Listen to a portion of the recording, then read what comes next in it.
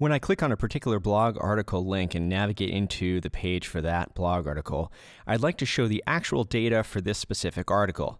So I'd like to set the data context for this page. In the rest of this video, I'm going to show you a couple ways that we can do this. The standard way to set a data context if we weren't using the router is to use the with block expression. So we'd provide a helper here like with article, and that would set the data context for everything inside of this block.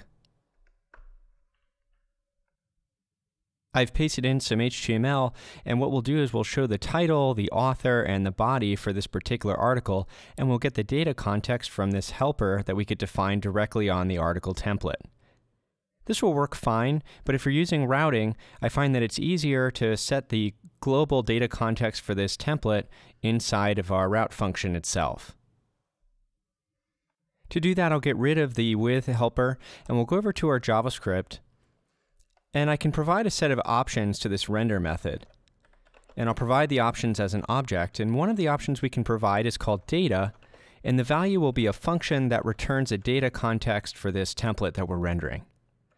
And so just to show you how it works, I could say return, and then any kind of object. So we might say the title is sample.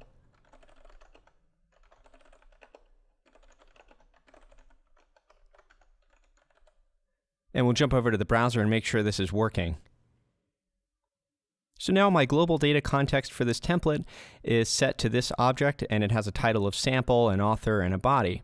Of course, we don't want this to be hard-coded. What we actually want to do is to return the record from the Mongo database. And so what we can do is to say return articles, and we'll find the particular article that we're looking for based on the ID that was passed in from the parameters from the dynamic path here.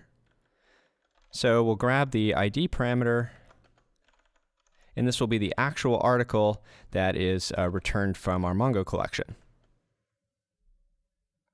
Now if I go back to the home page and refresh to make sure I've got the latest data, if I click on a particular blog article, I have the actual data context that comes from the record in the Mongo collection.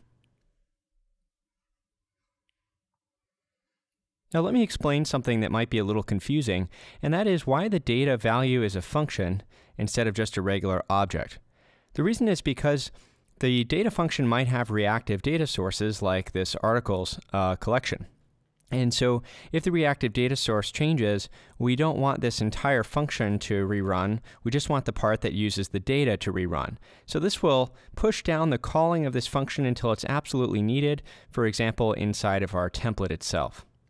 So that's why the value of data is a function.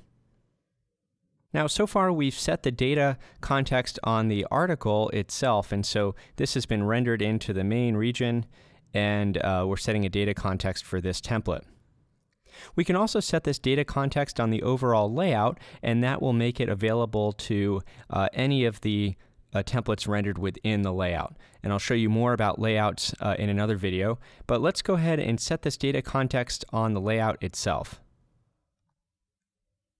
So I moved the data option up into the layout, and now my options for rendering the article template are just empty.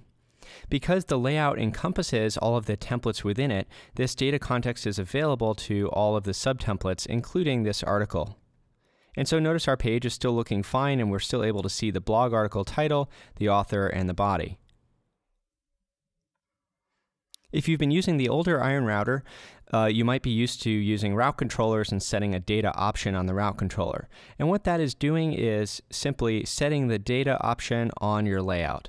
And we'll look more at route controllers in another video, but I wanted to make sure that you see that when we set the data context as an option, we're actually setting it for the overall layout for the page, like we're doing here in our route function. Right now we're returning one article, but it's also possible that you want to return an object that has multiple properties on it.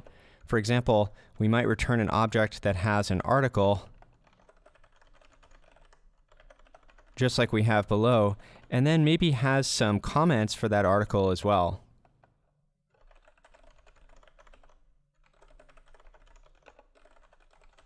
So you can return an object that has multiple properties and then use those inside of your template. One thing to keep in mind if you're going to do this is that the values of these properties should generally be functions also, and that's so that the reactivity can get pushed down as far as possible, and so that this entire function doesn't rerun if one of these invalidates. And so instead of doing this, we could set this to a function that returns this value. And that way, the templating system can call this function,